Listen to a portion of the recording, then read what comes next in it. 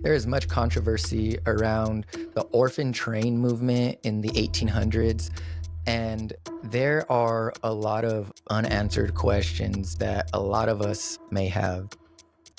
Why is it that there were so many children without their parents? What happened around this time? And it's also strange that these trains ran for 75 years. And in that time period, it is stated that they migrated anywhere between 200,000 to 250,000 orphans. And in this video, we will uncover some things that we may not have known before about an American philanthropist who was stated to have contributed to the field of social reform. Not to mention, this man is also considered a father of the modern foster care movement and was most renowned for starting the Orphan Train movement. And what's also interesting, so you remember all those newsboys that were on the street corner screaming, "Extra, extra"? Those boys? Yeah, this man is responsible. Using children as propaganda tools even as early as the 1800s. There's also an old saying that goes as such: the further a society drifts from the truth, the more it will hate those who speak it.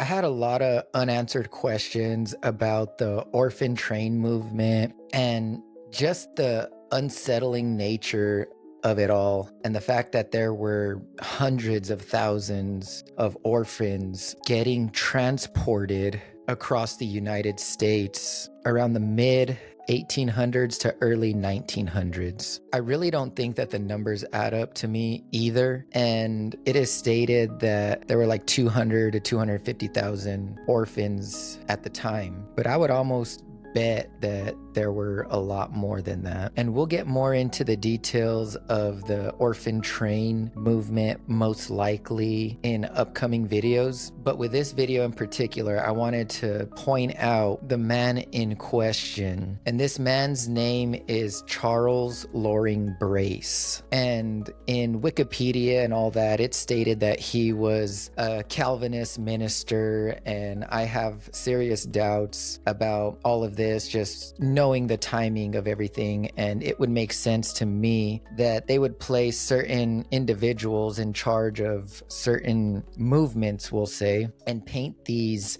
people as Christian men in order to possibly gain more trust into those that they're trying to deceive. And I just wanted to dive in a little bit as far as his background and career. So of course, Charles Loring Brace, he's painted as this humanitarian who just wants what's best for everyone, and he's looking out for the children, right? It's always what's best for the children. And just to kick it off, it is stated that in 1853, he established the Children's Aid Society, which are still in operation today. And in 1853, the Children's Aid was founded by Yale College graduate and philanthropist Charles Loring Brace with financial support from New York businessmen and philanthropists to ensure the physical and emotional well-being of children and provide them with the support needed to become successful adults. Brace was appalled by the thousands of abandoned, abused, and orphaned children living in the slums and on the streets of New York at the time. The only options available to such children at the time were begging, prostitution, petty thievery, and gang membership, or committed to jails, almhouses, and orphanages. Brace believed that institutional care stunted and destroyed children. His view was only work, education, and a strong family life could help them develop into self-reliant citizens, which is true. I mean, on the surface, this seems to be very honorable, if you will, but it's oftentimes with these certain philanthropists how they will be painted as was doing what's best for humanity and a society as a whole, when in reality, it's the exact opposite. So continuing on, Brace knew that American pioneers could use help settling the American West and arranged to send the orphan children to them. This became known as the Orphan Train movement. The children were encouraged to break completely with the past and would arrive in a town where community leaders assembled interested townspeople for inspection and selection. So my question is, what was it that they were encouraged to break completely with the past? And we're going to get into it a little bit more, because this Charles Loring Brace guy, oftentimes with all these programs, these children weren't actually parentless. And that's another thing that we need to take note as well. Now, continuing on, the program was controversial, which they're talking about the Orphan Train movement. And of course, it would be controversial, as some abolitionists viewed it as a form of slavery, while pro-slavery advocates saw it as part of the abolitionist movement, since the labor provided by the children made slaves unnecessary. Some Catholics deemed the program to be anti-Catholic, since a significant percentage of poor children in Manhattan were Irish Catholic and would be raised outside of their faith once transported into the interior of the country. In response, the Archdiocese of New York upgraded their own child welfare programs, improving the parochial school system, building more Catholic orphanages, and creating a 114-acre training center on farmland in the Bronx, which they called the Catholic Protectory. And then it states here that from 1854 to the last train in 1929, more than 200,000 children rode the Orphan Train to new lives. So I wanted to come to their actual website for today, and you can just see it's just kind of like a real flowery type website, and they're portrayed as just helping families in need and children in need right now. And you could even see here, it says that the Children's Aid was founded in 1853 by Charles Loring Brace and a group of social reformers at a time when orphan asylums and almshouses were the only social services available for poor and homeless children in New York City. Children's Aid operated lodging houses, fresh air programs, and industrial schools to support an estimated 30,000 poor and orphan children living in the city streets. And then you could see some pictures here of all these little children. You could go right here, and it talks a little bit about the Orphan Train movement on their actual website. It talks more about it, and it mentions Charles Loring Brace conceptualized the immigration plan to resettle poor and orphan children living in New York City. And we're going to talk about that immigration plan just a little bit. It also states that children were placed on orphan trains that stopped at more than 45 states across the country, as well as Canada and Mexico. So these children were coming from all over the place, and it seemed like New York was the hub, I guess, maybe, and they just kind of dispersed them all out from there. And what's also interesting, and I'm waiting for the response, and I will let you guys know if I hear back from them, but it says right here, to learn more about the Orphan Train program, please contact, and it gives you a contact info. I did email them, and I will see if they write me back, so that would be interesting to see. So continuing, all of this happened very quickly. So you can see it says in 1852, he decided that he wanted to pursue his humanitarian efforts. And the next year, he just decided in 1853, he's going to establish the Children's Aid Society, which is still in business today. And then the following year in 1854, the Children's Aid Society opened up its first Newsboys lodging houses, which I said at the beginning of the video. And it states here that these Newsboys lodging houses would become one of Brace's most successful projects. Okay, so this is where we'll get into the immigration plan of Charles Loring Brace. And it stated that his plan was an anti-eugenic movement because despite his religious prejudices, Brace believed that one's gamules, an early pre-genetic concept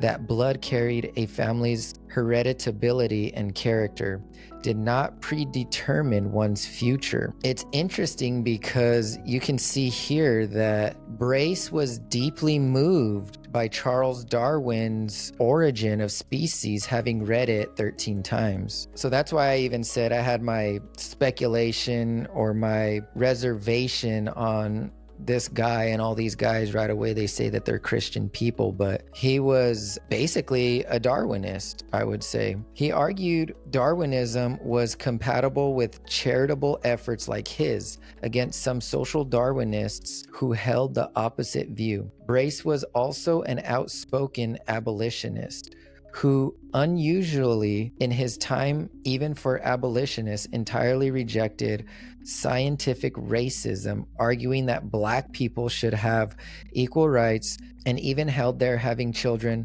with whites could lead to a better future race. In a bold move, and perhaps inspired by his abolitionist and Darwinian mindset, Brace did away with the centuries-old custom of indenture so that the placed children were allowed to leave a home if they were uncomfortable with the placement. Brace vision migrating children to live with the Western Christian farming families was widely supported by wealthy New York families. The first large gift of $50 was given by Miss William B. Astor in 1853. One thing that is not clicking with me in all of this is the contrast with them saying that poverty was so awful that it caused these children to be orphans, apparently. And we'll probably get into more of that in the next video. But at the same time, you have all of these wealthy New York families as well. And get this, the first large gift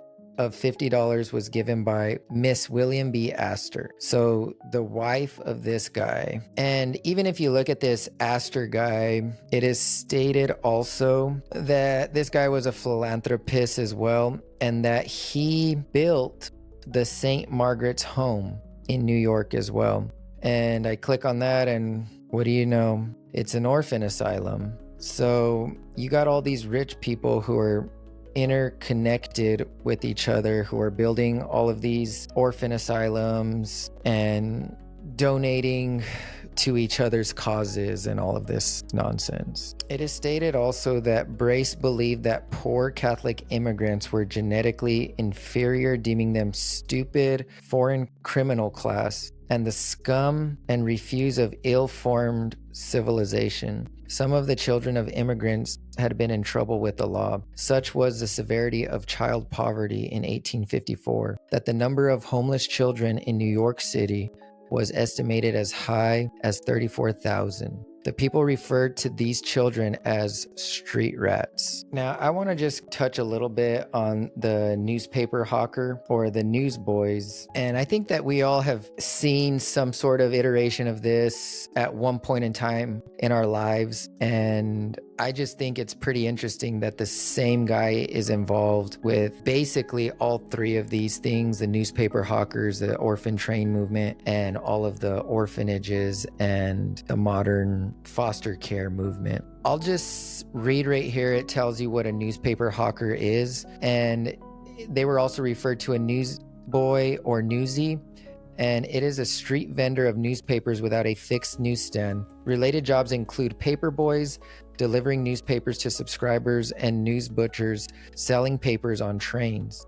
The job was historically done by children, especially in the United States. The profession has faced significant decline worldwide in modern times owing to the advent of online news. And apparently this is how it all got started conveniently. It stated that Benjamin Franklin is sometimes called the first American newsboy, as he helped deliver his brother's New England Courant in 1721, but the real beginning of the trade of newsboy comes in 1833 when the New York Sun started hiring vendors in New York City. At the time, newspapers were generally either picked up at the newspaper's office, sent by mail, or delivered by printers, apprentices, or other employees. The Sun, by contrast, was not sold in stores or by subscription. Its publisher, Benjamin Day, recruited unemployed people using help wanted wanted notices to vend his newspaper. Instead of the adults he expected, his ad drew children. The first was the 10-year-old Irish immigrant Bernard Flaherty, who turned out to be a talented hawker. So apparently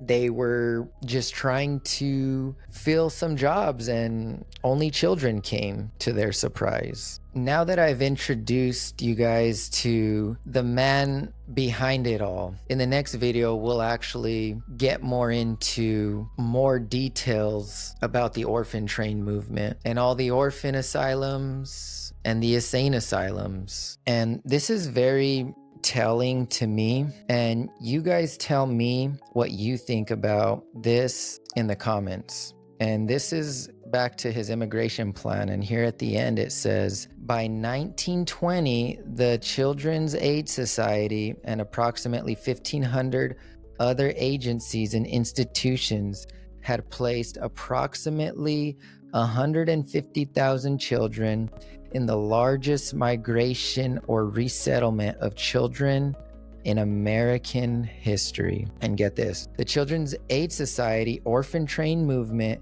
ended in 1929, 75 years after it had begun as a social experiment.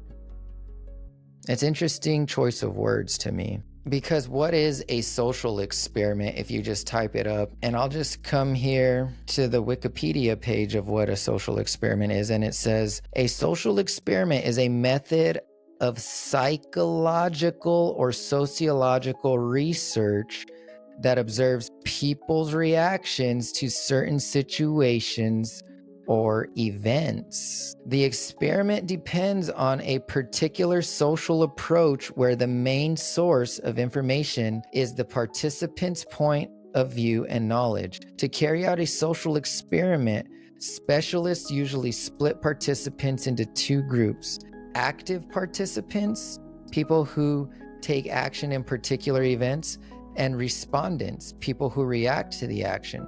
Throughout the experiment, specialists monitor participants to identify the effects and differences resulting from the experiment.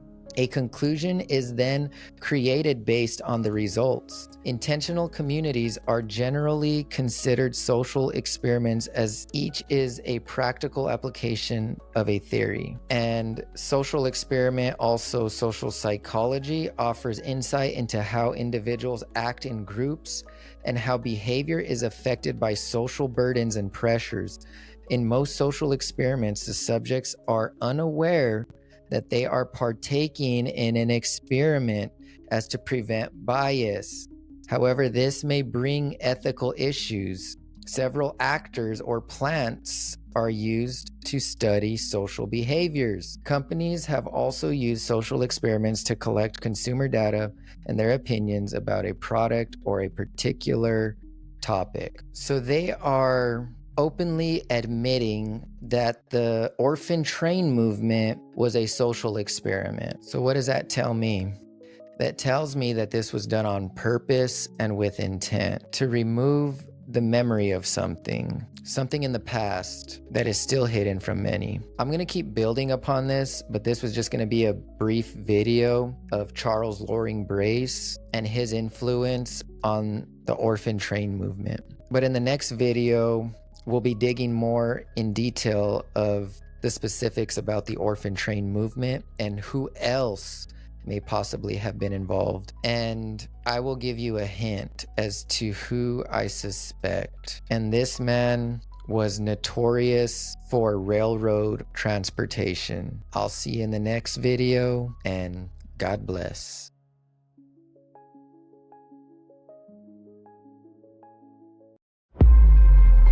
I've lived with kings who stood on my wings, broken my strings, they fell with ease.